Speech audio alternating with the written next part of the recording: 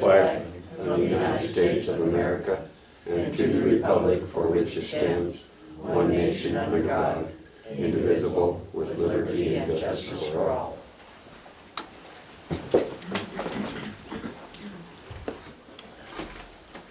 Open the meeting with public comment. Any public comment on any subject not on the agenda? Kyle? The Townsend Health Board and the District Board have agreed to have a joint public meeting on the 16th of October, 10:30 at the community meeting room at the school. To talk and listen, more than listen, any public comment. And at that point in time, once we've had the public comment, they will break into their respective business meetings. And it looks like this is all going to be about the transition from Broadwater Health Center to Billings Clinic. And we're prepared at this point in time through all the documents that need to be done to at least consider transferring the membership from the THS board to the Billings Clinic board, as well as transferring land and property on the district board's side of this. So it'll be a good session for public hearing, learn more about the process, and if that goes well, there's probably a chance that they'll resolve both boards into any motions that are necessary to make the transition happen. Does that make sense? You look like you have a question. Do you know, is Billy Clinic's going to establish a local board? Do you know when and how they will do that, or? Yes, their whole operation process is to ensure that there's adequate local comment and local support and local say as they go forward. So they're going to be looking for at least 3 members of the community to be on their board representing Broadwater Health Center, representing Broadwater County. So do you know how often would they meet here? I think it'll be a monthly. Okay. Yeah. I don't know that for sure, but I think it's a monthly. Most of their other affiliates meet on a monthly basis.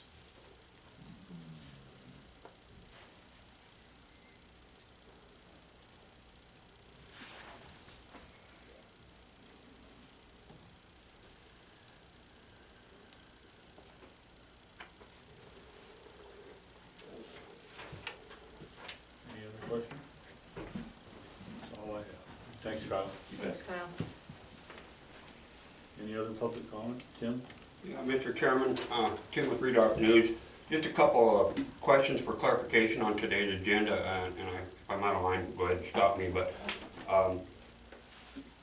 11:15, you have on the agenda a closed door regarding right to privacy, and as I understand, under our open meeting and that right under Article 2, Section 10, we're looking at an issue that needs to be discussed behind closed doors.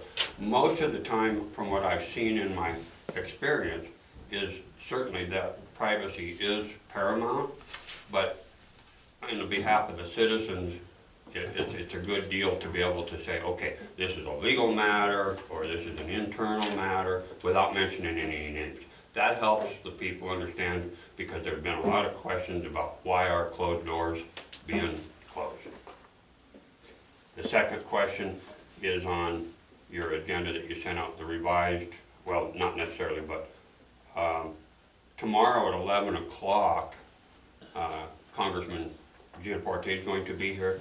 Do you have any specifics as far as whether that's a campaign stop, whether that's something that's ongoing within Broadwater County, or if it's just a general visit. If you could answer those two questions, that would be awesome. Yes, Kyle?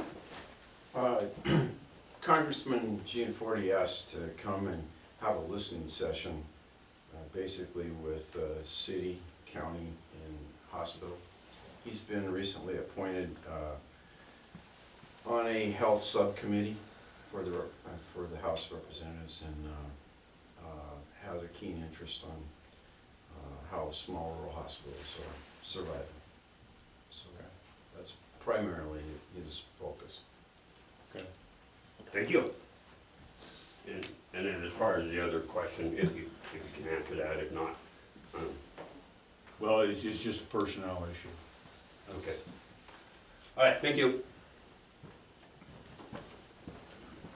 So we will, any other public comment?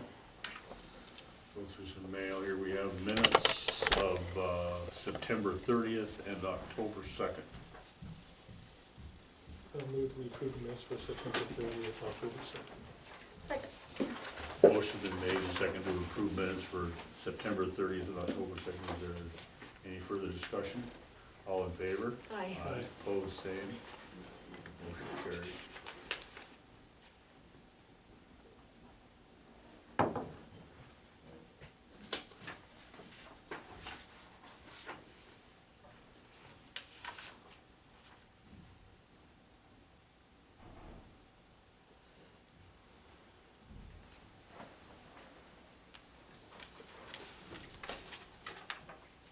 you.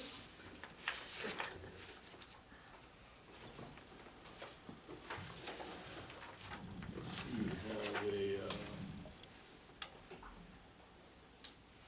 a task order from Department of Public Health Human Services. This is for the finalization of the termination of WIC in Broadwater County. It was effective March 12th, 2019. Need to sign this. Is there a motion to sign this termination notice, which is already taken effect? I think it should be clarified that it's terminating it with Broadwater County Public Health, not terminating the service in the county. And with that statement, I will move to support the signing of the letter canceling the WIC in public health only. Is there a second? Second. Motion made and seconded to sign the termination WIC between Department of Health Human Services and Broadwater County Public Health. Any further discussion? All in favor? Aye. Opposed, same. Motion carries.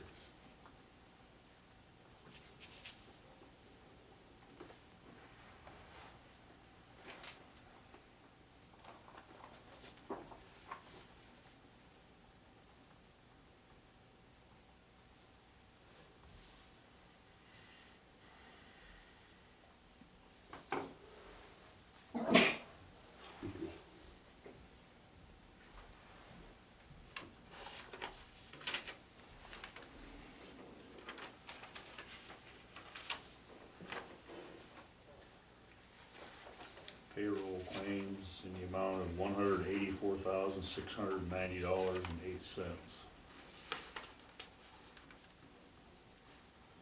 Will we approve the payroll claims in the amount of $184,690.08? Second motion.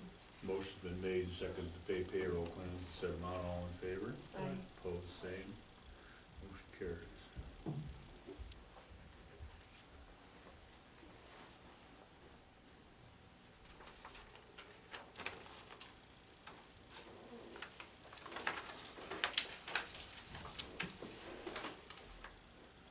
Have a HANS alert from Broadwater County Public Health for the food preparation safety.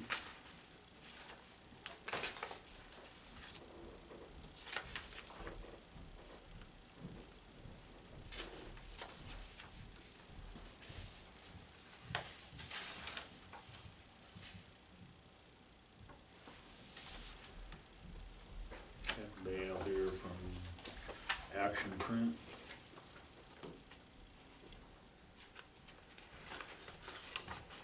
Monthly specials.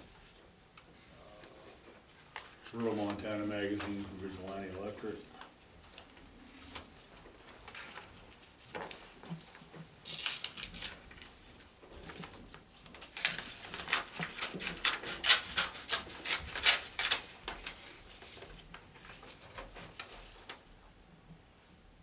National Air Transportation Association, the Voice of Aviation Business. Safety Training Center.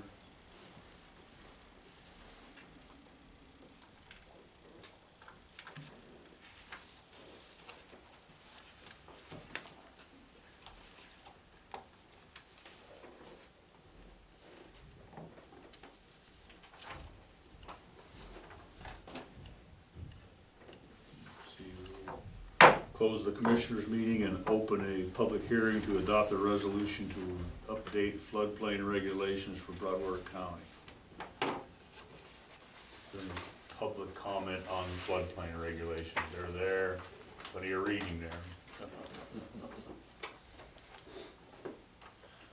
Is it possible, you folks have had a chance to go through this a lot more than the Yeah. public, would you be able to give the people just a real quick, short summary of it that's changed, if there is any? I don't know that there are. I don't know of any, but that's, Any changes, pretty much it's part of the floodplain CIP and the growth policy to redo those floodplains, and the only adoptions, I don't even know if there's any in there.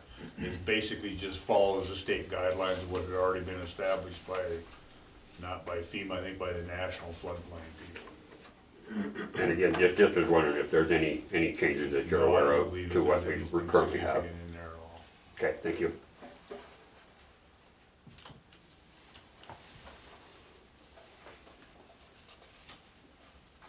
Is there any further comments or discussion? Okay, if not, we will close the hearing and move to a decision to adopt a resolution to update the floodplain regulations for Broadwater County.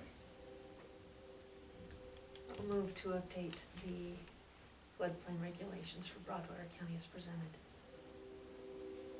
Is there a second? Second. Motion's been made and seconded to adopt the floodplain regulations as presented. Any further discussion? All in favor? Aye. Aye. Opposed, same. Motion carries. Morning.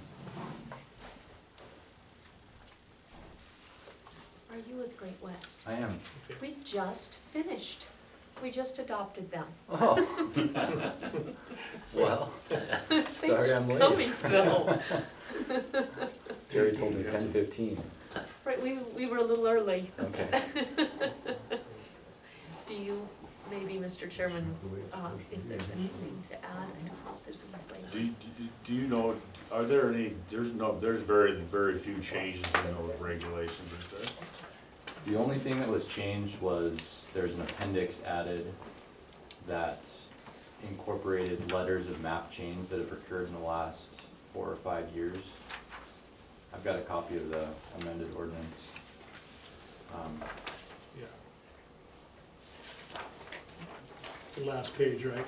Yep, last page, so there's 5 or so letters of map amendment that have been adopted in the last 5 years, and so this is just a convenient way for the county to update the regulations in the future without having to update the main body of the text. And Jerry worked closely with the DNRC in approving the way that this was formatted, and they were good with it. My name's Jonathan Weaver, by the way. Hi, Jonathan, nice to meet you. Yeah, he did a nice job on this, made it more clear. Great.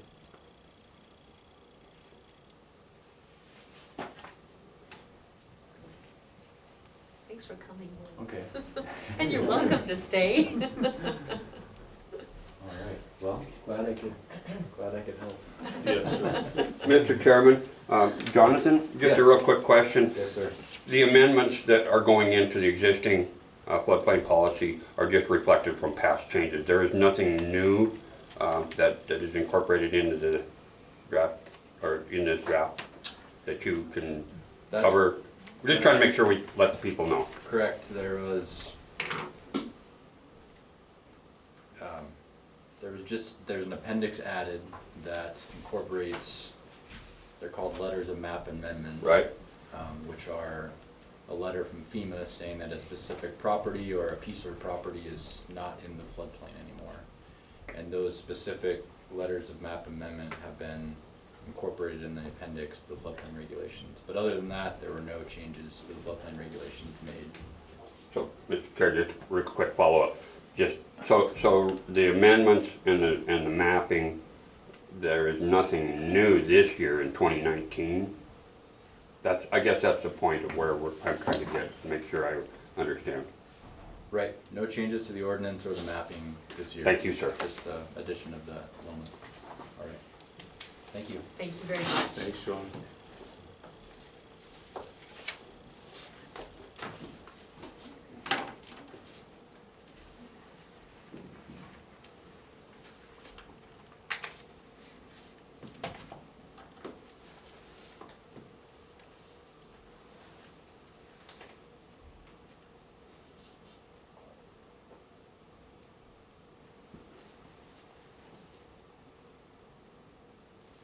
So we can go to our 1015 tax refund for the Thornton Property Department Revenue Assessment Error and Tax Overpayment.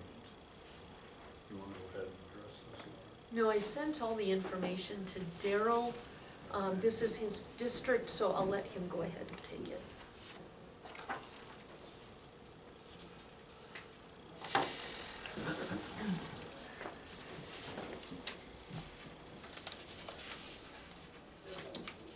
All right, it was the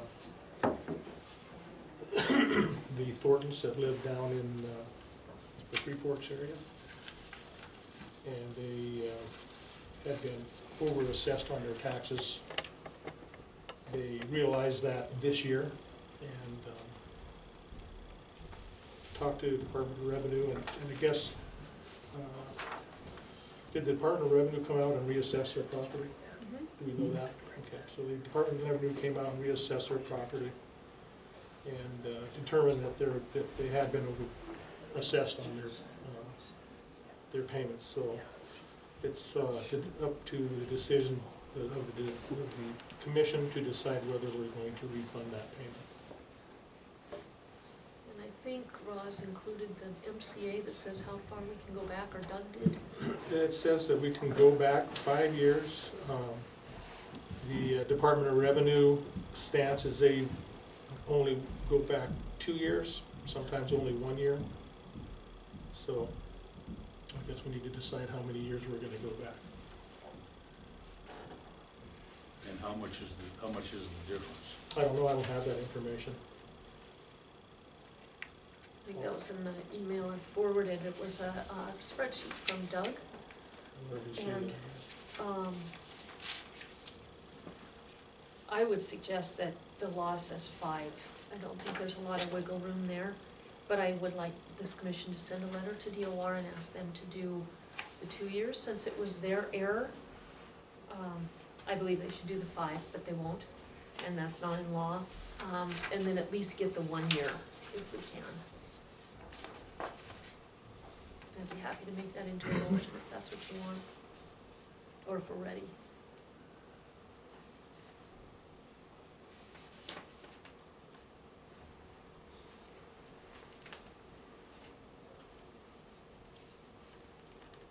So would we have the DOR do 2 years and then cover the other 3, or how would we do that? That would be the request, yeah. They're under no obligation. I don't know what, the law just says the county will cover the 5 years, but we can't go back more. They've been over-assessed, I think, for 9 or 10. So we can do 5 years, but I would like to send a letter to Department of Revenue and ask them to cover 2 of those, since it was their error. And I understand they'll do at least 1, especially since Thornton's did reach out to them this year and get the reassessment.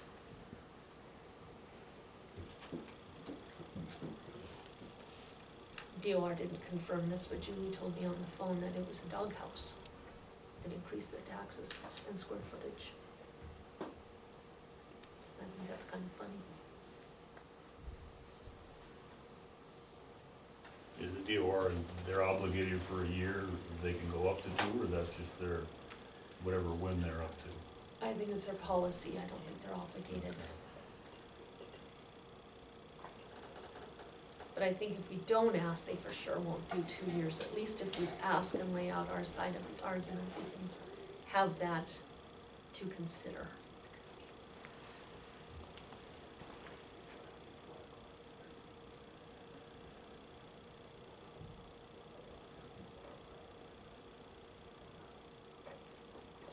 So I guess one of my questions is why they didn't discover it until now.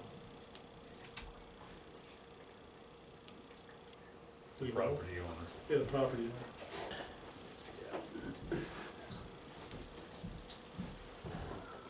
If you wanna postpone this a week and make that call and find that answer, that'd be fine with me. Yeah.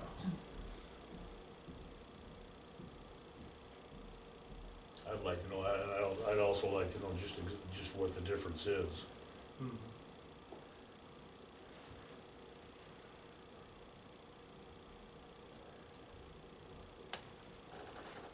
So do we want to postpone our decision on this until we get more information? I think that's the thing to do. Yeah, I would agree. So we will postpone our decision on this until we get more information from the Department of Revenue and also from the Thornton. And that's fine, but I do wanna remind this commission we are under legal obligation to go that 5 years, Okay. since we do have proof of the overpayment.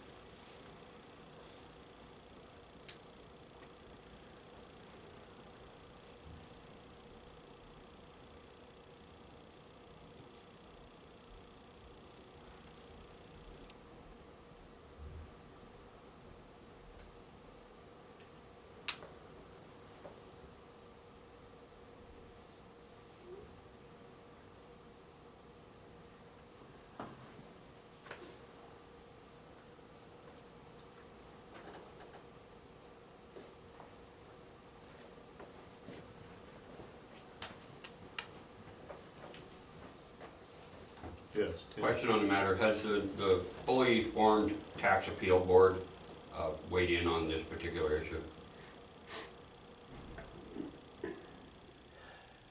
I don't think that this went to the tax appeal board. It wouldn't, Mhm. Would not? no. Mm-mm. Why wouldn't Okay. Why? Is there a reason why that would not have gone to the tax appeal board? When they're appealing the tax assessment and the payment that's been paid?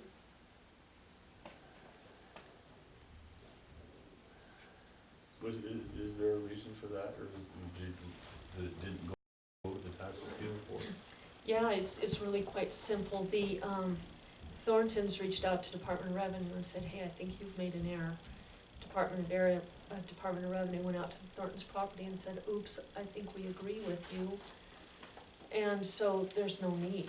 The tax appeal board is for those people who say, Department of Revenue, you overassessed my property. And Department of Revenue says, no, we didn't, we followed our process. So when that happens, any landowner has the right to appeal to the tax appeal board, which is a county board. And then if they don't like that answer, they have the right to appeal to the state tax appeal board. But this is not a tax appeal in any way. It's the finding of an error in which Department of Revenue said, oops, we agree. Okay. Yeah. Yeah, I guess maybe it's important to know that the MCA that they're requesting this on it. So it's MCA 15-16-603 subsection C. It says, on a tax penalty or interest collected as a result of an error in the description or location of real property or improvements or for duplicate taxes, paid is determined by Department of Revenue. So that's the statute that they're using. Thank you for the clarification. Mhm.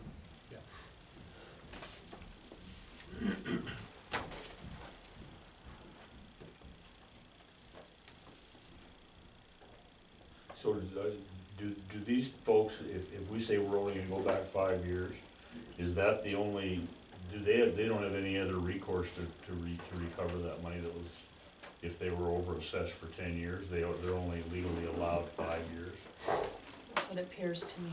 Yeah, I'm no expert on it. But that's what we ran into with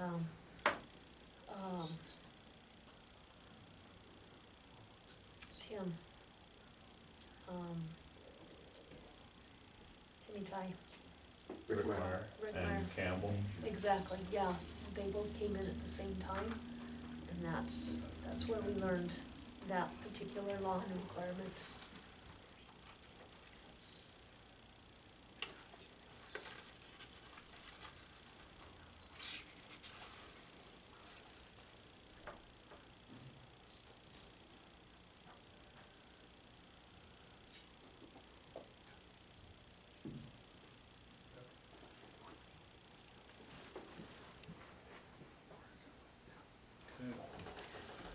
Let's see, extension of contract with Bill Jiraki for county budget citizens team creation, and strategic planning for budget priorities. So this, as you guys know, this was kind of a beginning of a conversation at conference.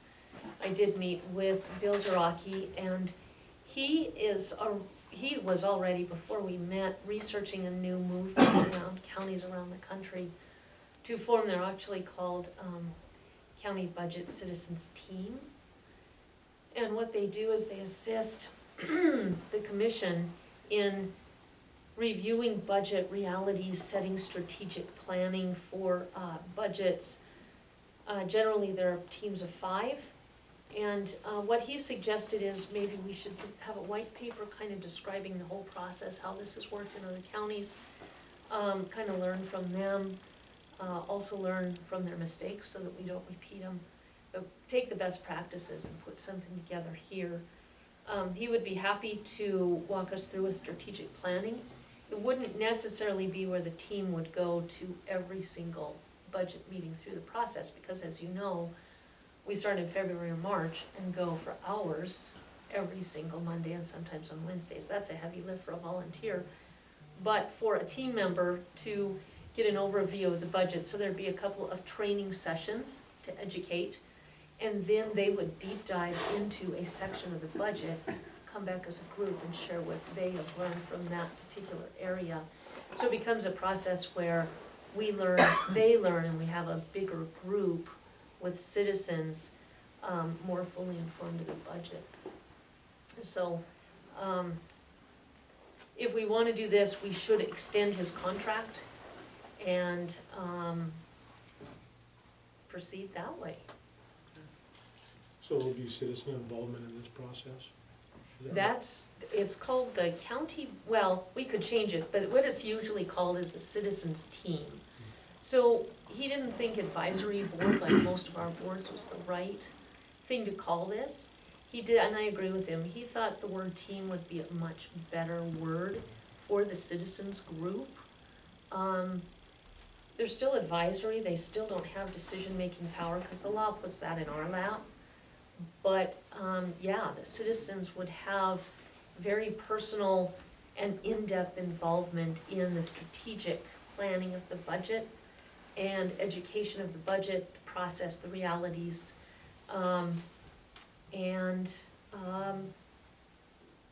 yeah, be an integral part of the process.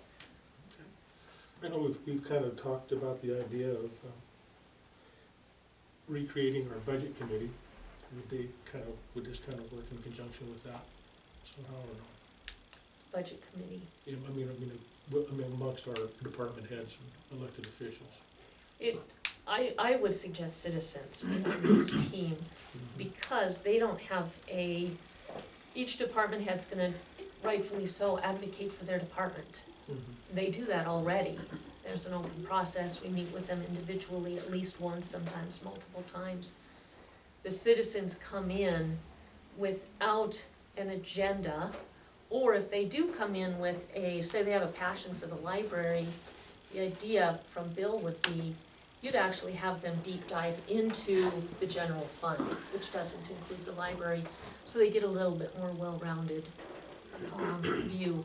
But I would not think that it would be appropriate to include department heads or elected officials, because they're already advocating for their own. The idea would be to work more closely with the citizens, educate a group of citizens into the process and all the intricacies of it. Right, so who would run this team or chair the team, or how's that set up? It wouldn't be decided until we know who the team is, and then like all So our they- boards. They would select amongst themselves who would do that, is that? Probably, I would Plan maybe. imagine that'll be in the white paper, but I can't imagine that we would decide that now.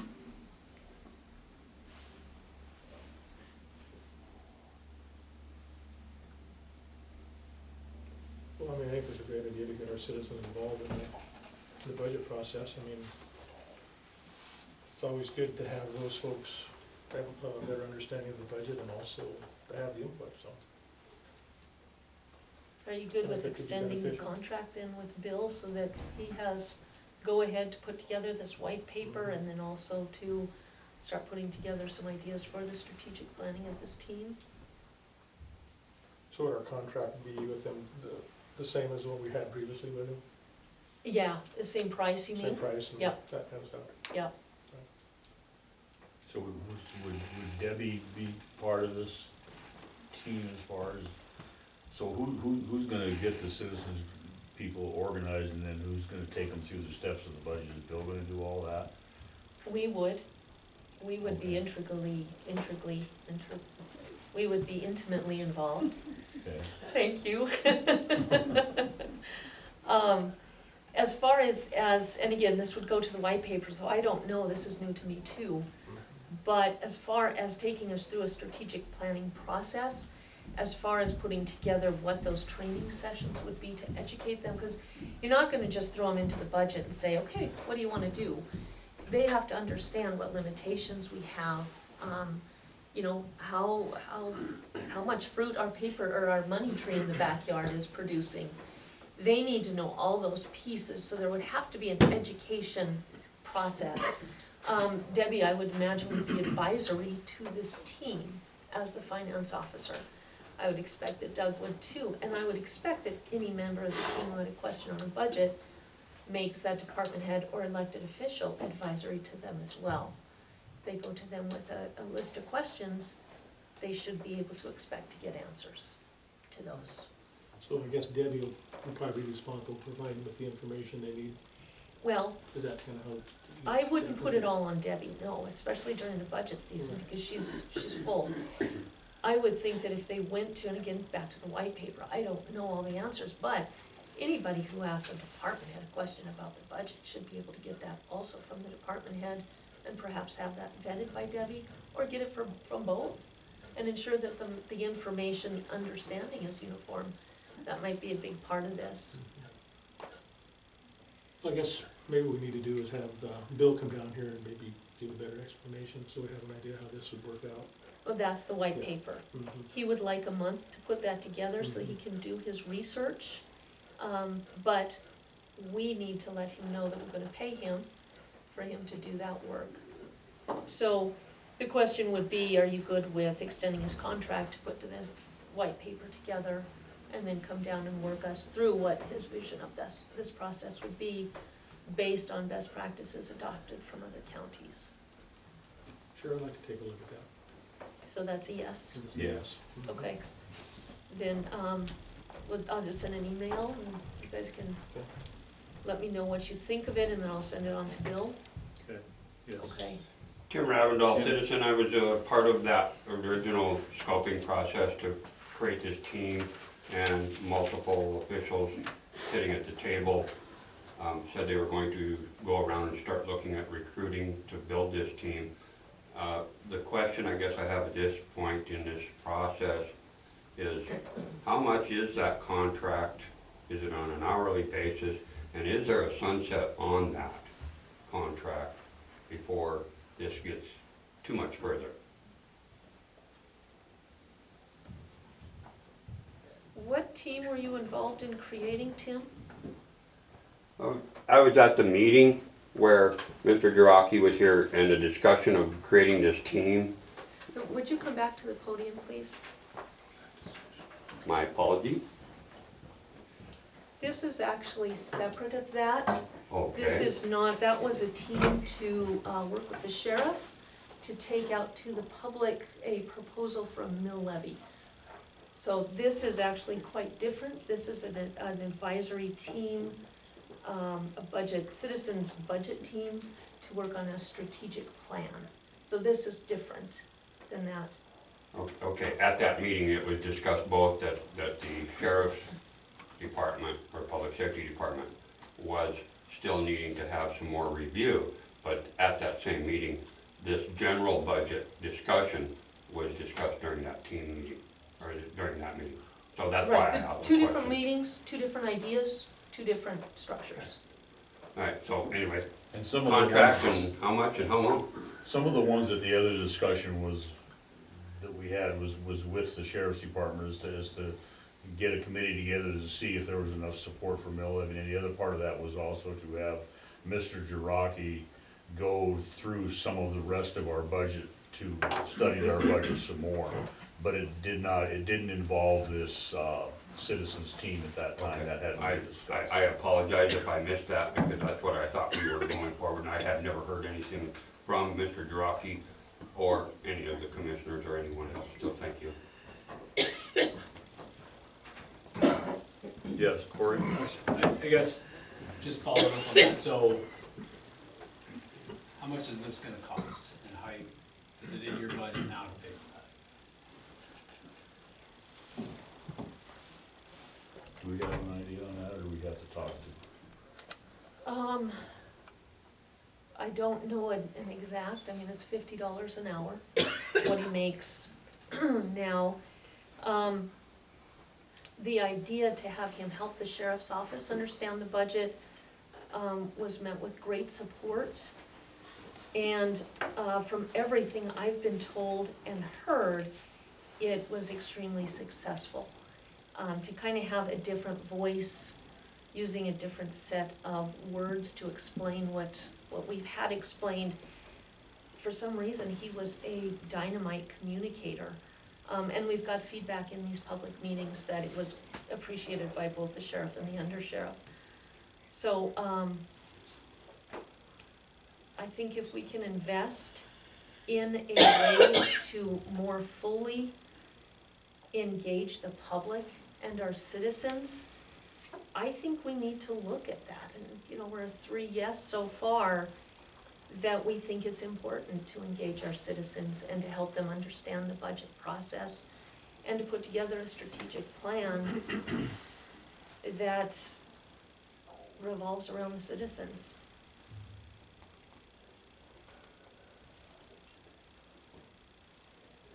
I guess that's my answer.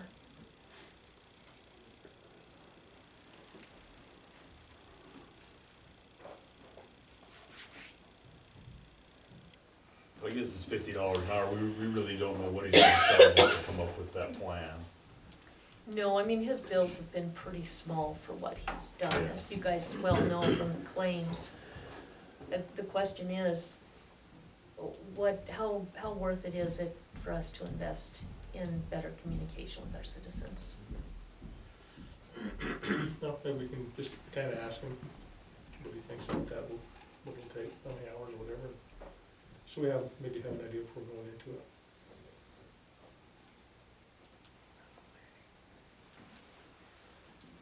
So at this point, you have a source for the funds, identified source for the funds, determine whatever that's gonna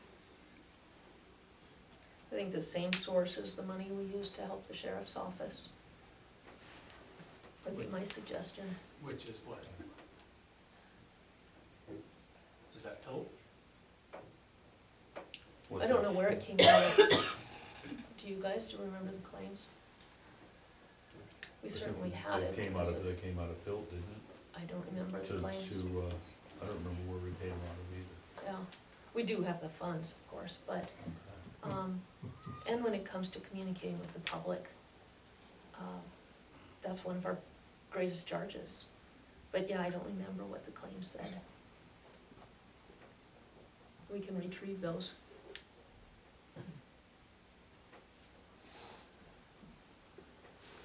No, I guess I can't remember either, if it came out of the filter, if the commissioners paid for it, I can't remember. Well, I think the commission paid for it, I know the commission paid for it, there was some talk about that, but, and that was the proposal when I brought the idea forward, is that we would pay for that. And I think it was the right thing to do, I think that's what I remember. yeah. But yeah, I mean, we do have a line item for communicating with the public. That's what this is. And I'll stand on the hill and say I think it's important to communicate with the public any day of the week. What was that I for? just want to provide a comment. I think it's a great idea to have citizen involvement in this, and I also think it's a great idea for us to look strategically at what we're doing as a county financially. I think there's two components to it that should be included. One isn't just expenditures, but I think one that we can do a lot to educate ourselves on is revenue. I mean, we've talked about this, and I just haven't been able to carve away the time for myself. There's got to be some mechanism for us to be able to keep up with some of the demands of growth when we're finding that the way that the property tax structure is set, we're seeing a 1 and sometimes 2-year lag on receiving revenue, yet we've had to provide services from day one. And there's got to be a way that we can more creatively look at that. And one of the folks that I had suggested to you at some point in the past was a guy named Bob Story. He's the head of the Montana Taxpayers Association, former county commissioner, former legislator, brilliant in this stuff. And he's expressed willingness to sit down with leaders from our county and just do a couple things. I think one, analyze, are we actually getting correct assessments from the Department of Revenue? Because as we know, there's a lot of times we're not. And it's not at all unheard of for counties to receive incorrect assessments and taxpayers to receive incorrect assessments. And he's seen in some counties where counties are losing revenue that they were supposed to gain as a result of growth because of the way those mill adjustments were done. And so he said that if I were looking, the first thing I would do is just go through those books and make sure that's happening correctly. And then the second thing I think is that are there mechanisms under law now where as a result of growth, as a result of new property and all these things, that there are some revenue buckets that the county hasn't looked at.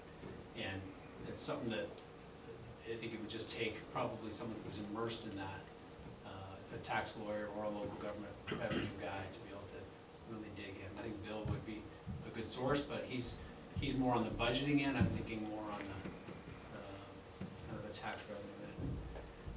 The other comment I would make is that this process could be self-defeating if we're going to call this strategic. The strategic, they need to have the ability to look at everything. They need to have wide open both access to Black Mountain to go into our books, as well as to sit back and see problems and solutions. So, for example, there's a discussion of a different group that's working on a mill levy for the sheriff's office. Well, that's premature. If we're going to do a strategic look, we shouldn't start down that road when the strategic group may say, no, that's not the way you guys should do this. You guys should do it this other way. So I would say if there's another group that's doing a separate thing, that it's going to be automatically less useful and less successful if we have different groups that are kind of doing competing things and they're only looking at certain aspects of the problem. Strategic means we look at the whole picture.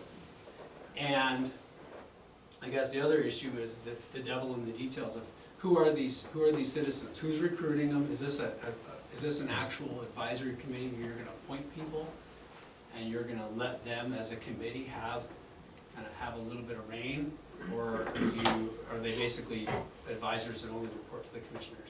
And I would urge you to resist the temptation to say, oh, only the commissioners are involved in this. I certainly intend, if there's a group, I intend to go meet with that group, both for them to educate me, but for me to say, here's what I think is messed up here. And I think you need to be prepared and be willing to listen to a group that's saying, hey, you guys are doing this wrong. There's a lot of successful and I think qualified business people in this community. I've had a couple of them approach me and say, hey, I've been balancing books for 20 years. I'd love to have a chance to sit down and look at your county stuff, because I don't know if you're doing it right or wrong, but my guess is with all the complaining that there's probably some things that need to be fixed. So I'd say let's make it wide open. If that's what you're going to do, let's make it wide open where they have the ability to come in and tell us your priorities are messed up. And in the strategic world, that's really, if you're at the strategic level, that's really what they would be doing likely, is they'd be saying, here's how you should set your priorities, and here you're having major losses, you guys need to make some hard decisions and reduce those, reverse those losses. Rather than the detail of, there's a $25 claim, why did you pay that? That one should be left to the employees, but I think in terms of the overall direction, be willing for them to come in and tell us things we may not want to hear. Kill some sacred cows. Thank you.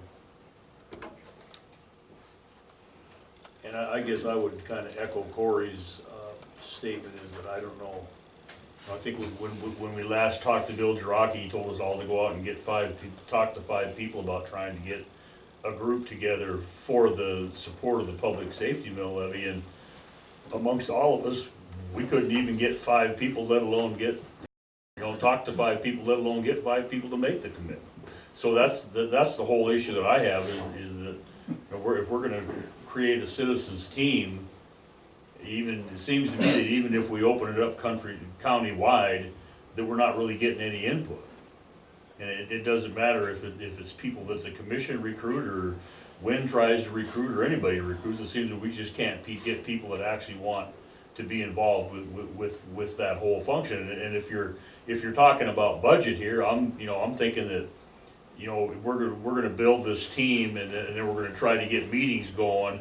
And then when we get into the heart of budget season, it's gonna be monthly, maybe even every 2 weeks. To me, if you're on that volunteer team and you wanna really be involved and know what's going on, you're not gonna be able to do it in less than having a meeting every 2 weeks. And I don't know if we can get enough people to make that commitment.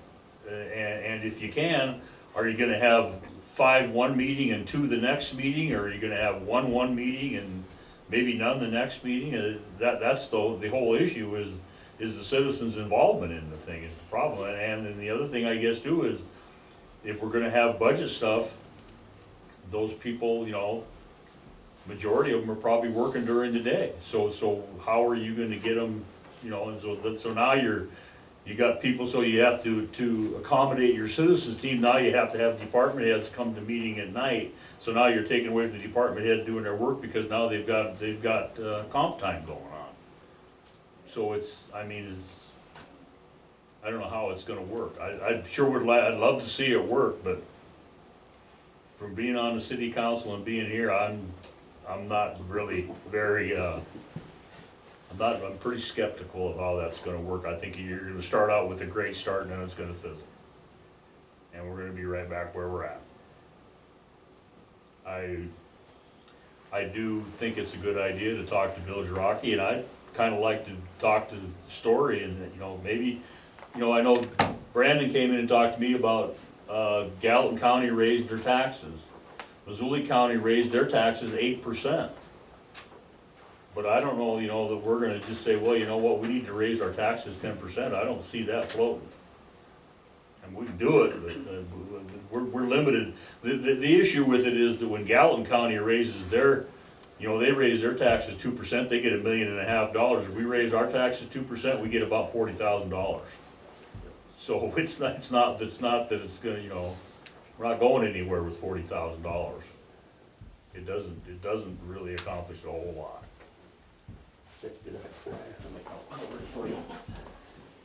Set at the podium. I did have a discussion with Eric Bryson about that last week as well. Because that conversation with Under Sheriff Harris is how is Missoula County and how is Gallatin County visualizing these huge increases? And if you look at the mill value of Gallatin County alone, one mill down there is $291,000. That's huge money. And so the way Eric Bryson explained it to me last Wednesday is that with what they're visualizing in their growth, that they're able to assess that 5 or 8% increase because of what their values are. And so when they do a 5%, they do get $2.8 million, and that's big money to do something with. And that's within the realm of what Eric says they can do. We can do the same thing, it just doesn't equate to anything. I mean, our mill values are, what, 17,626, I mean, that's, so you add a little bit to it, but you're just not, we're not seeing the big change like those other bigger counties are. I said, is there hope? Not really, it's, until things change, it's just kind of the way it was, so, it was a good meeting with Eric, so, I would agree that, with what you're saying, Commissioner, in regards to citizens, the one that I do see is they do wanna be involved, but unfortunately, they all have jobs. The other part of that is, if they're gonna spend their time, they wanna have that voice and that time be worth something. They wanna have something that's attainable at the end, and not just spin their wheels in the mud. And I think that's where, with some of our committees and some of the stuff that we've seen, is that there's just, we get together, we talk about things, and then there's just no forward progress. And there's no way to take that and move that idea into the next phase. And it either comes from money or it comes from a lack of involvement, and people fizzle out and go on their way. So, I don't know. Bill Jarocki, he is good to work with. I like the idea after the last meeting, him going back and looking at the entire budget. I think trying to pigeonhole one part of our issue in the overall budget, just to deal with public safety, I think that in order to really get a better understanding of everything that's going on, I think he needed to look at the whole thing. And I don't know if he's completed that or not, but he's very smart, and hopefully that I did have a discussion with Commissioner Fulford as well. If we're gonna talk about mill levies and things like that, at some point I will need to have Mr. Jarocki back. I think the only way that that's gonna work is to have him to be kind of that forward motion to get that going. So, I know having a conversation with Eric Bryson about that as well, something that we all have to be on board with. It's just we have to have a solid voice that can portray what needs to happen and why. So, and I think that's Bill. So that's just my opinion. Thanks, Wayne. Thank you, Sheriff.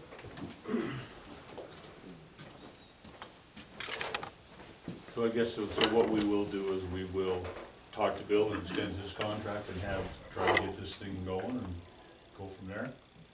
Is that pretty much the Yeah, consensus? I want to see how it's gonna work, and, what the format is, and then at that point, we can make our decision to go forward. Okay, That's what the whole white paper is all about, Right. is providing us with information. I've heard an awful lot of it, this isn't gonna work, this isn't gonna work. I think we need the information of how it can work, and then plug in what we know of our community, and then let the citizens make that decision. But I don't think we should be declaring defeat before we even have this, the information in front of us. I think it's extremely premature. So, I appreciate the 3 yeses. If those still stand, then we'll move forward and at least get a description of what this looks like. Right. yep, Perfect, thank you. I think so. Yes, Wayne? Dwayne Hall. I'd like to know what this is gonna cost going to this guy. Have we got any idea of how much we're spending getting this guy to do this? Well, like I said, it's $50 an hour for, How many hours? well, we don't know how many hours it's gonna take him to do it. Isn't that like buying a car without no oil in it? Well, we did, Dwayne, I don't know if you heard this or not, but we did ask, we're gonna ask in our conversation with Bill to give us an estimate of how many hours you think it'll be to create this document for us to start with. And then once we make that decision going forward, then we'll decide from there. Okay, in other words, this isn't gonna be a done deal today until we get prices on it. Well, we decided that we're gonna have him create the document, but we wanna get a price on it first, yeah. Okay, thank you. Thank you. Okay, so we will go to 10:30, Mayor Mike Evans, City of Townsend Law Enforcement Interlocal Agreement between Townsend and Broadwater County. Thank you.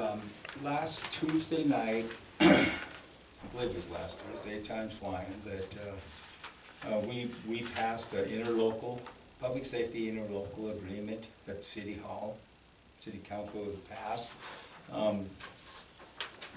Corey has looked at it and said it looked fine to him. Peter has also looked at it, and Wynn looked at it also, he was on the committee. So what I need to do to go ahead is have you guys maybe pass that so we can get all the signatures and get started on the next 3 years.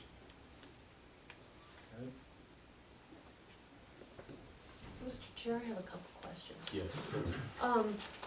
In the past, there's been a commissioner on this committee. I haven't heard anything about what's been happening. Who was the commissioner that was on this committee? Pardon me? Who was the commissioner that sat on this committee? There's been one in the past? Boy, I don't know, did you come once and? I came to one meeting, I Yeah, was, you know, I that'd never probably was. be the only one we had was Mike. Okay, So it was pretty much, Wynn, myself, Peter Simon taking notes, or Peter, yeah, he taking notes. And I had Matt West and Vicky Rouser. And Dave Klaus.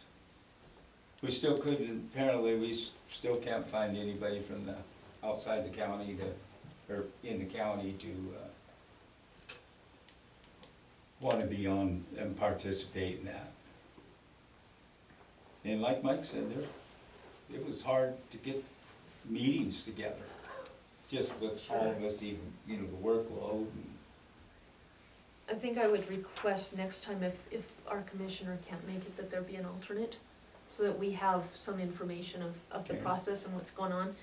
So, my second question is, there was an 11, and I could be wrong on the number, I know it shifted maybe a little when the city reduced the water rates, but initially when they were raised, we got a report that our, increase in water for the detention center was gonna be $11,000. Is that a month or a year? Is Well, we that, pay, well, we're up to, I think the last bill I looked at, we were like $16.94 for the month for sewer.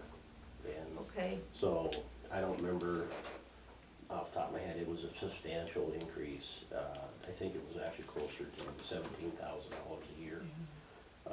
If my memory serves me correctly. Hence why we raised the jail rate, for the daily jail rate. Are you talking about the sewer Yep. raise? Yeah, because we haven't done the water rates yet. okay, sewer rate, so the $17,000 increase then, was that, in my opinion, there should be a wash in this contract? Was there an increase by chance of that money, or at least 50% of it, so that there's a cost share of that? Do you understand what I'm asking? Kinda. We talked about it in a couple of meetings a while back. I don't know if that was something that was translated to you guys on your team. No, in fact, the meeting that you were at, this was later when Wynn was at a council meeting when he saw what his was. So yeah, that news hadn't really been out. Nobody knew till Wynn mentioned it that night. For the water? What your water rate would have been, and then. Yeah, because the water rate's, that's an all different. Water rate is. Okay, so let's stick with sewer, I just used the Yeah, wrong word. we were just We've working got- on the sewer, and I'm not thinking that you went up 17,000 on the sewer, did you? Oh, okay. And I think the report we got at the beginning of the budget season, so May or June-ish, was 11. So now we know it's 17, but, so even the 11,000 is not reflected in this contract, correct? No, this was just, I'd like to negotiate that. The only increase was due to the cost of living.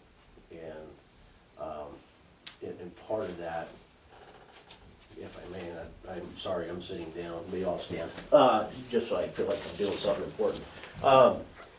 Part of that conversation this year in regards to what the city's doing and what they're paying for it. You know, obviously their number one source of revenues comes from gambling.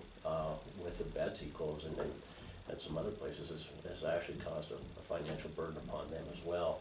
So we didn't really dive into the weeds too much with that. And we kind of, what we did was just kind of did what Gallatin County did with Three Forks, is just basically put in a visualization of a 3% increase every year, versus trying to go down to the tax of trying to decipher everything out. We could spend forever and a day, and we never get anywhere trying to cost share and everything else.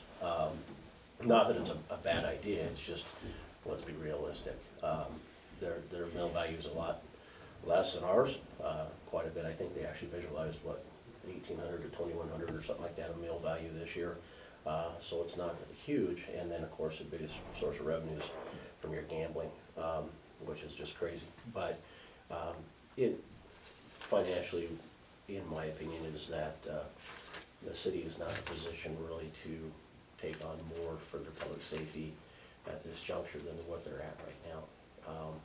And that's a tough conversation to have with the city council, because our cost of doing business is going up, and we understand that, but it's very hard to share that down with everything that they got going on as well. So in my mind, it's not a perfect agreement, but it's there and it meets the needs of the people that we're required to take care of. And I think that it gives us something a little more to work with at this juncture. And obviously we can always go back and revisit it at a later date, but it's not, I think if we had some better growth and some money coming into the city than what they have, I think it'd be a different conversation. But I think they lost 80 grand this year in their budget, didn't you? So, you know, that's a pretty big hit when your mill value is only $1,800 to $2,100. So, I think that's kind of where we left it, and to try to get it in place. That being said, you know, this raise on the sewer was all for our sewer lagoon. That's all part of paying that bid off, you know? So, I mean, it's gonna be a tough deal to mess with that. It really would be. And it's really not gonna be, I mean, it would be a pretty big storm, but I've got no problems if you want it. I know that we're working on part of this matrix that we had to do with DEQ, and then we got a forgiveness loan, $600,000. Our water rates had to be, instead of from being on the bottom 5 of the state of Montana, you have to have your water rates and your sewer rates up to a certain degree. But they, I believe it was like $65, $70. We were nowhere near that. In order to get these grants and the forgiveness, you have to have, you know, they want you to do your due diligence, and, you know, you're giving people water that's nobody else in the state is, you know, you got the best, cheapest water in town. So what they make you do is, if you're gonna get the loans and whatnot, you have to hit that area that they want. And so that's part of how we were doing this. We have, between the water and the sewer, we had to have some rate hikes. And, you know, the sewer, we're gonna be sitting okay there. But the next deal is, we got subdivisions that are coming in here. We're doing a water study to try and figure out, that's our next problem, is our old water systems here. We don't even know where some of those water lines are. They were done way back a long time ago. So that's gonna be going on, but that would not be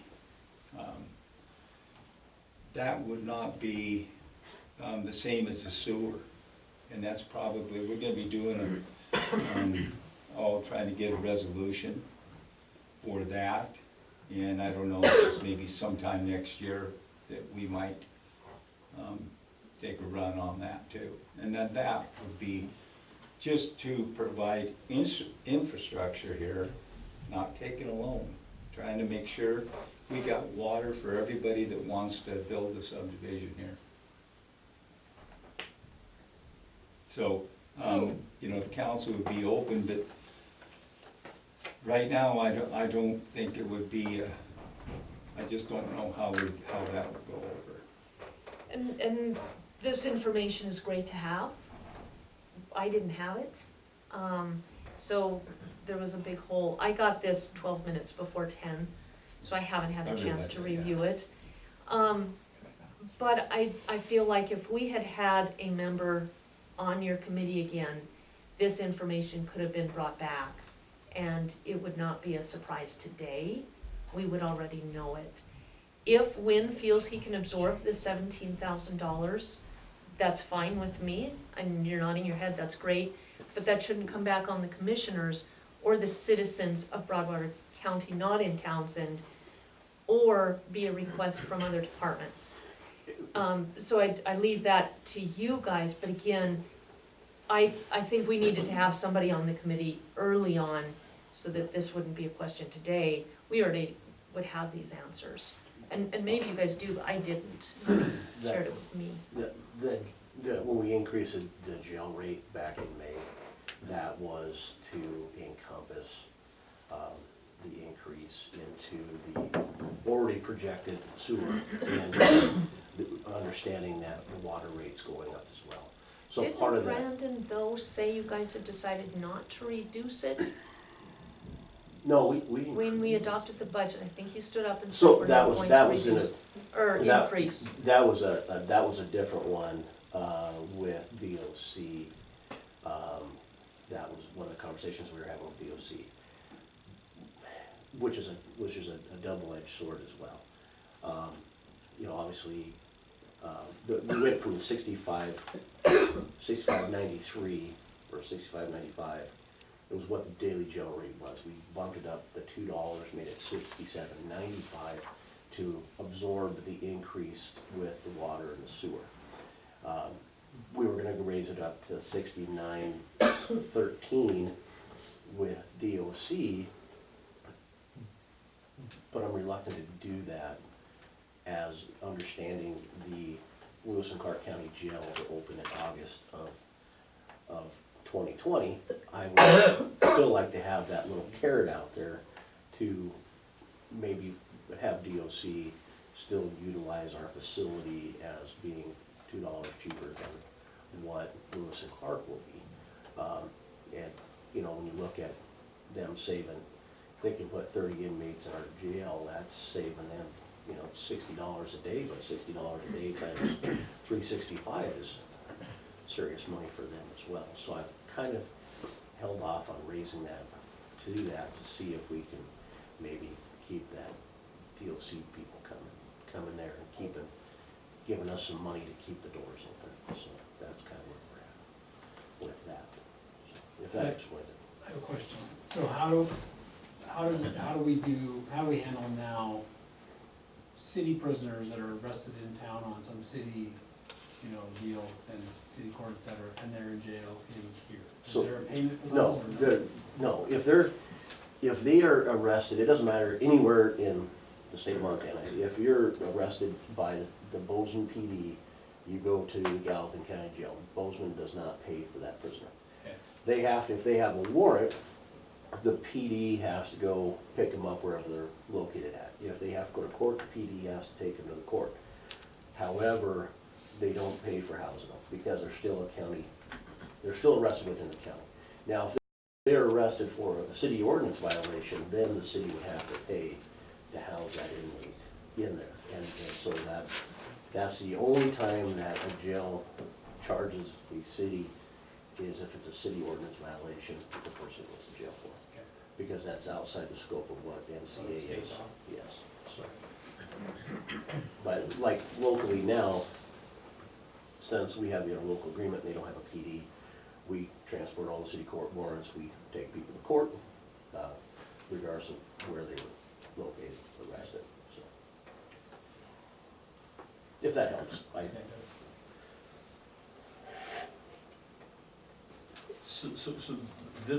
This contract is pretty much all this contract is for providing of law enforcement services. This contract, Yes. in all reality, has nothing to do with the detention center. That's right. So we can come to the council and say, we would like to negotiate with you on our water rate for the detention center and have a separate agreement on that. This is strictly for the provision in law enforcement service. And that was exactly what my recommendation was gonna be. This is solely about county providing law enforcement services in the city of Townsend instead of them having a separate police department. If they had a separate police department, we would still have the same sewer rate we've got now because we're a customer on the city sewer. So if you guys wanna have a discussion with them, I think it should be outside the four corners of that agreement that you got on the table there. But keep in mind, the other thing is that the city's sewer is an enterprise fund. So they can't be making deals that are below cost of everybody else without same as we would have an enterprise fund. Enterprise funds are supposed to be basically. So is your water an enterprise fund also? Yes. But But you're correct, Mike. there's a couple, we have to check the water line, and I think the figure that Wayne came up with, I think, was for the wrong size. I think we'll get together and we'll talk about the size of the water line that goes in there. I think I did find that out, so. Well, and that's where, well, that's the little caveat to that. It depends on which way they go. So part of their water discussion was that they were, regardless of the line coming in, they were gonna neck it down to 2 inch and run off that.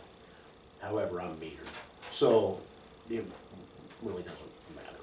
And so, I'm still gonna pay whatever it is for meter rate. I mean, whatever I'm paying right now is gonna be, whatever they assign as a cubic, whatever it may be, I don't remember off the top of my head. I'm metered, so I know there's 200,000 gallons that run in and out of that building, every month.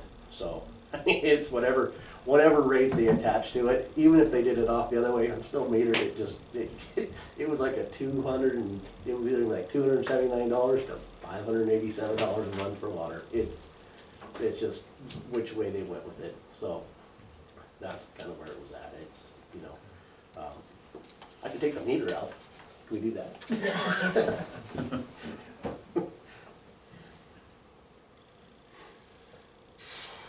Yeah, I agree, it's two separate issues that we need to talk about, and that we can probably engage the city at a later date if we want to negotiate on that, so I think we need to stick with I'm good with that. with this contract, and the law enforcement portion of what we need to be talking about here today. My only issue is, I got this 12 minutes before the meeting. That means the citizens didn't have a chance to weigh in either, That's because fine. it You wasn't at the clerk of recorder's office. I'm not in dire straits. Oh, okay, so it's I just okay if we came off postpone of a a week? really good weekend, so I'm cool. All right. I was gonna ask for a special meeting if you No, were in a no, but hurry, It- but if we can wait till next Tuesday, that'd be We great. tried all summer and all spring. Going back to what Mike said, it's just hard to get anybody to come. Them vacations, I understand all that. I just don't really have a job but sit in that office there and waiting for somebody to walk in. So, I've been to meetings everywhere, I was the only one that showed up and I had a good time. And made some great decisions probably. Probably not.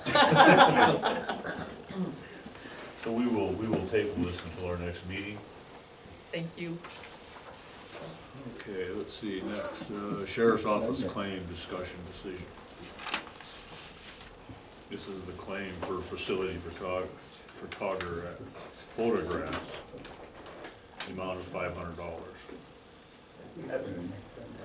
Don't even worry about it. Is there a motion to approve or disapprove this claim, or? I'll make the motion to approve the claim. Okay, I'll second the motion. Is there any further discussion? If I can, that bill was paid by citizens on Friday. So, there's no need to sign it, so. Okay. Well, that's not the point. I know. I mean, I appreciate the citizens coming forward for that, and I still think you just use that donation for something else, and we pay the claim. Well, everybody wrote the checks to Burton Imaging, and that's where it went. So that's, they put it out there, and I said, whatever you guys wanna do, and I didn't even put it out. The meeting got put on social media, and then people started contacting, the Broadwater reporter, and they said, what do you want us to do? I said, if they're gonna, don't have them write me a check, I don't want it. But I said, they wanna write to Burton Imaging, they can do that, and that's what they did, so. But I understand what you're saying,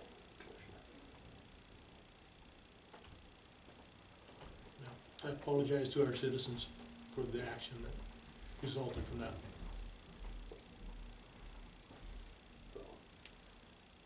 If we're gonna go down this track, I think there's another piece of the story that needs to also be shared. I got an incredible number of people that came forward in support of that $500 being better spent on training to keep deputies safe. So the only reason that would be brought forward is we need to remember that we don't just serve people who are vocal, people who are in this meeting, people who may want to yell at us in meetings.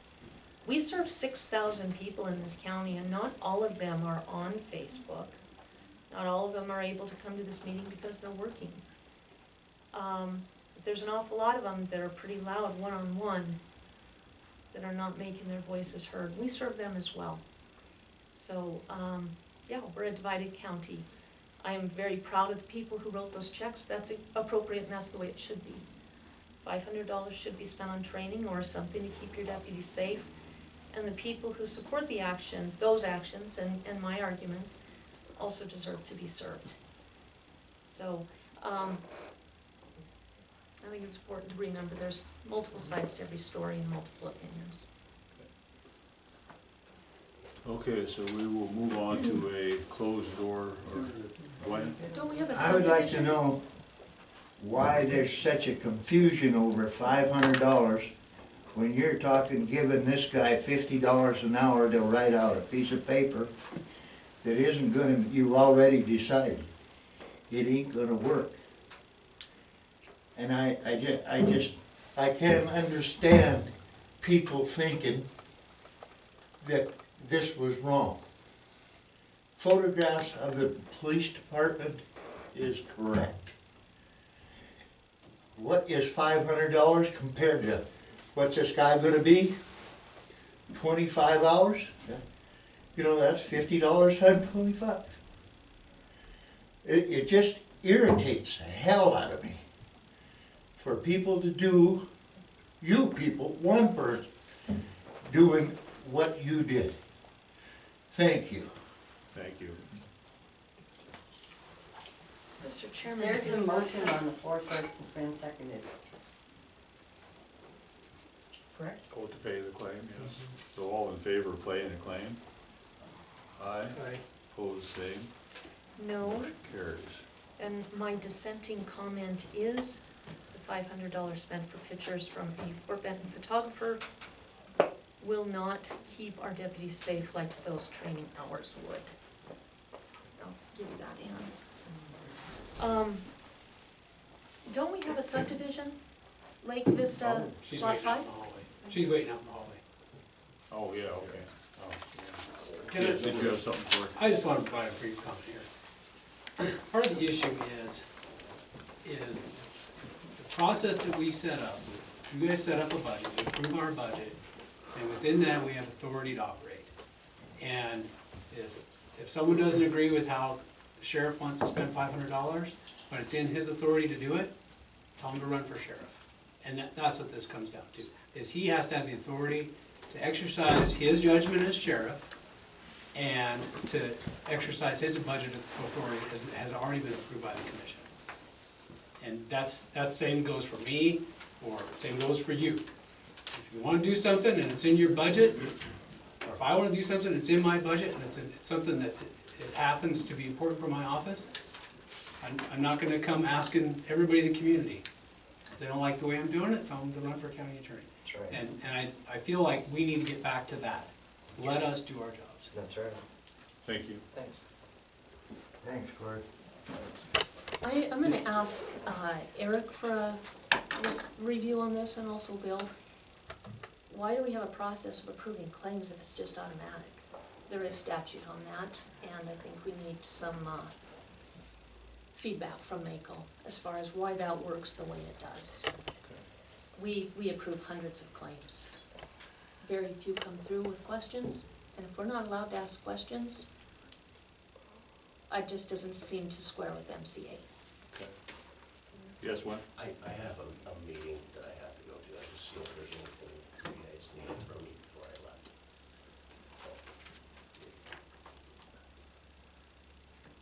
Nothing? Okay, so if you do, I want to make sure. Okay, Nicole Brown, Community Development, Lake Vista, Lot 5, Major Subdivision.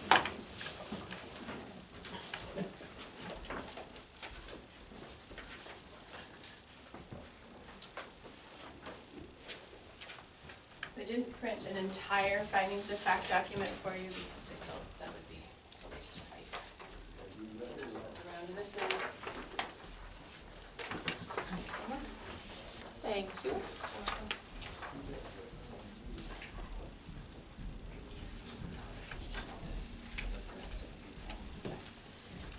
So for Lake Vista, Lot 5 minor, or I'm sorry, Lot 5 major, from our last meeting, there was discussion regarding connectivity between potential subdivisions.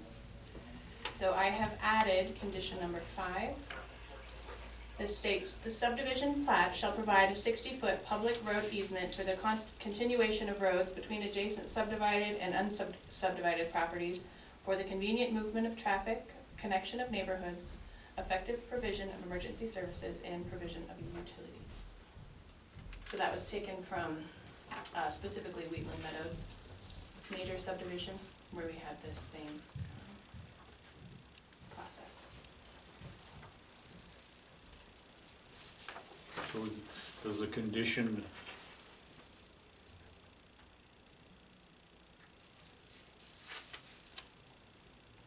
so does he have to go both, no, he doesn't have to, he just has to go south, right? Because the other, so when the next phase, the other phase across the road comes in, does he have to go north even though that ground's already all subdivided? We can look at that condition at that time. I wanted to, you know, I've said this before, but I like to use the same language for every condition as long as it's working.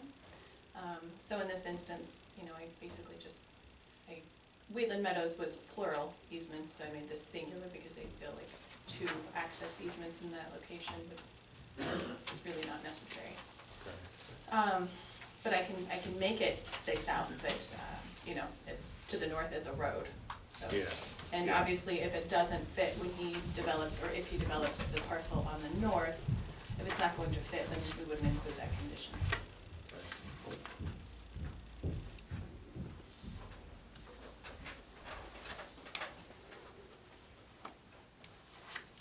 I think this was the only condition that we were asking about, right? Correct.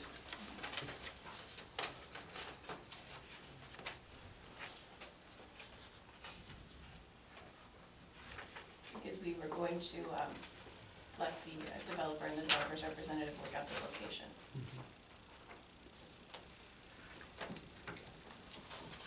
And as long as it did not impact the landowner who's currently occupying the lot directly to the east, I believe that's 4-5. I would be working with the developer and their representative to make sure that that road is not put in place there. Because the preliminary plat they were given did not show that easement, and I feel they most likely would have been given, they would have been here to provide public comment had that road been there. It would potentially negatively impact them. I would support that, since they did buy their lot with a certain understanding. This would change that. Right. Which I think could put the county in jeopardy. So as long as this access easement road was further west, I don't see see that there's any reason why we need to decide where that's going to be.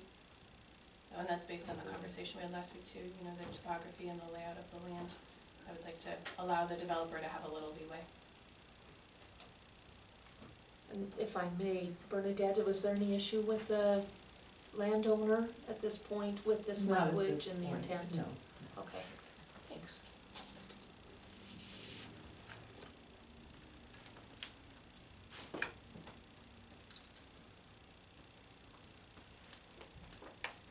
So we, in following MCA 763608, the findings of fact do mitigate or address that there are no effects on agriculture or agricultural water user facilities. It does address and mitigate local service impacts. We have those letters from local law enforcement, the school. Natural environment is also addressed in the findings of fact. There is no visible impact to wildlife or wildlife habitat. And again, we have a letter from law enforcement and the school on impacts for public health and safety that I don't see are not addressed and mitigated. So I'm ready to vote whenever you guys are. I will, for the record, will be abstaining on this vote. Okay. I move to grant preliminary plat approval to Lake Vista Lot 5 Major Subdivision with the changes as presented today to the findings of fact. I'll second the motion. Motion been made and second to approve the subdivision as presented, finding of facts. All in favor? Aye. Opposed, same. Motion carried.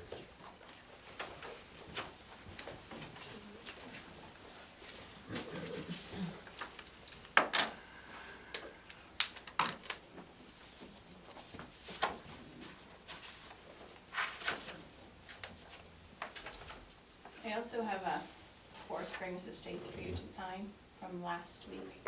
I did not get signatures, I had to make your amendments to the conditions.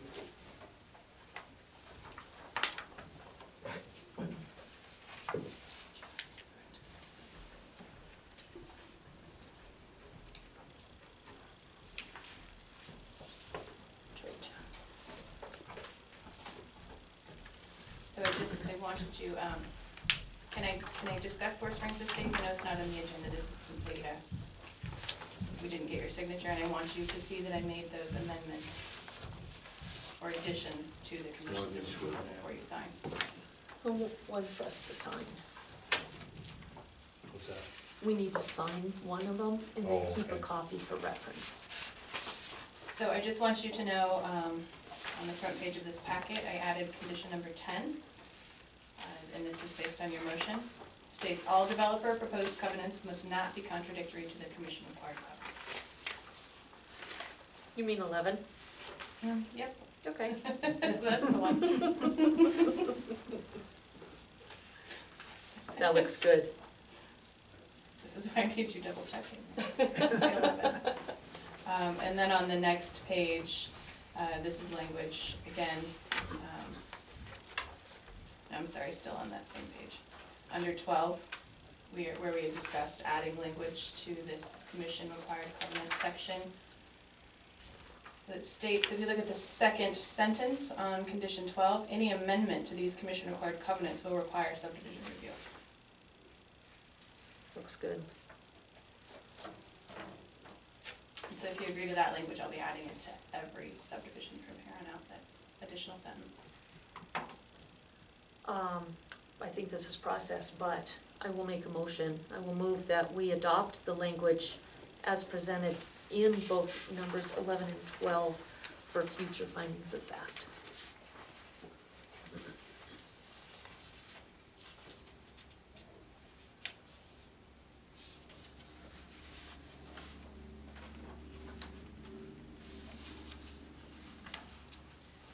Is there a second? I'll second with the discussion, please. Motion been made, second. Any further discussion? So we also talked about, was it 4 through were there some other ones that we discussed on this? that we Those didn't? are the only two I had notes on. Okay. If there's something else I missed, I will gladly add that. Or amend that.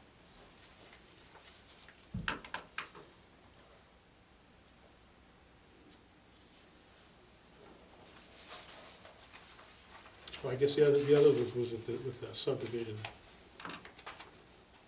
This doesn't pertain to this, right? Subdivision, covenants. Oh, correct, yeah, and so that's why we added that they will have to amend their Yeah, covenants so right, that they're okay. not contradictory to yours, yes.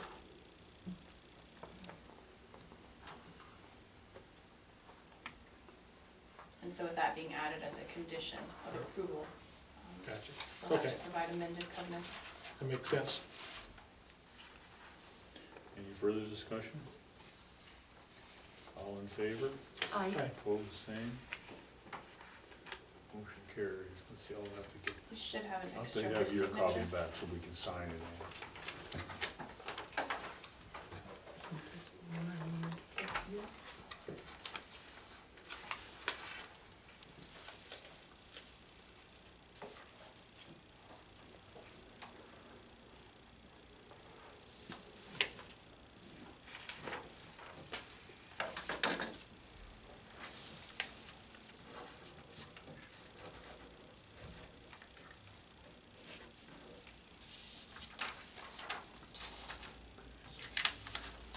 There's the signed copy, and that's your copy.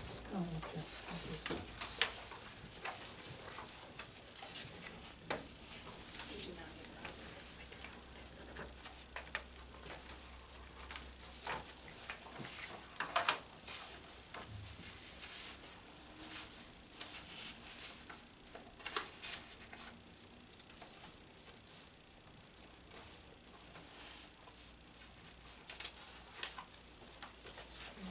Thank you.